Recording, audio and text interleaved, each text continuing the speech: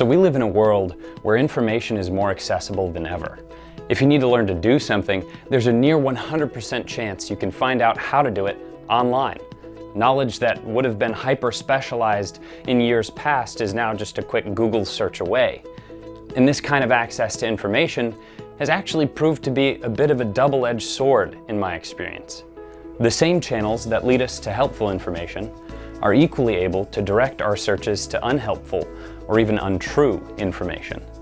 And we see this play out in real life in places like Russia, where the government is force-feeding people lies about the things that are going on in Ukraine. Social media, which implicitly teaches our youth to find their value or at least to value surface-level things. Adults online wind up siloed by unseen algorithms into these echo chambers where people only think the same way they do. Not to mention the constant bombardment of advertisements that are full of photoshopped or filtered people telling us that happiness is just one more product away. But this begs a pretty clear question for us. How do we discern truth in an age where misinformation runs rampant? We're not the first people to consider this question. As long as humans have roamed the earth, we've been asking versions of it. Winston Churchill once said, "Men occasionally stumble over the truth, but most of them pick themselves up and hurry off as if nothing had happened." But even before Churchill, the Bible tells us a story of a man who asks a version of this question. Pontius Pilate is standing in the Praetorium, tasked with determining if Jesus Christ has committed crimes worthy of crucifixion. He asks Jesus some questions about who he claims to be, and Jesus tells Pilate that indeed he is a king, but not a king of this world. Pilate keeps probing, and Jesus finally says to him, "You say correctly that I am a king.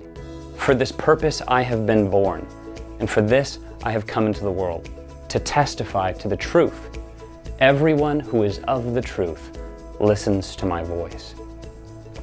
And then Pilate asks that age-old question, probably with tones of sarcasm and insincerity, what is truth?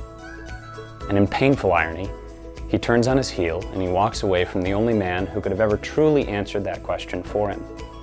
We, as Christians in the 21st century, are blessed because we don't have to look far to answer that question for ourselves. Jesus himself answered it for us clearly when he said, "I am the way, the truth, and the life." Just a few hours before he stood before Pilate, he was praying in the garden. "My prayer is not that you take them out of the world," Jesus says, "but that you protect them from the evil one. They are not of the world, even as I am not of it. Sanctify them by your truth. Your word is truth." In our present age, truth can almost feel like something that's intangible or based on a person's lived experiences or perceptions. But Jesus offers us incredible reassurance. Truth is not beyond our reach. Despite the lies and the misinformation that we find ourselves surrounded by, Jesus says, just like him, we are not of this world. So it's up to us then to choose to look for the truth that supersedes even Google and find comfort in the Word of God. The very same Christ that we are waiting and hoping for in this season of Lent has already given us the answer. And it definitely isn't Facebook. Grace and peace, friends. Have a great week.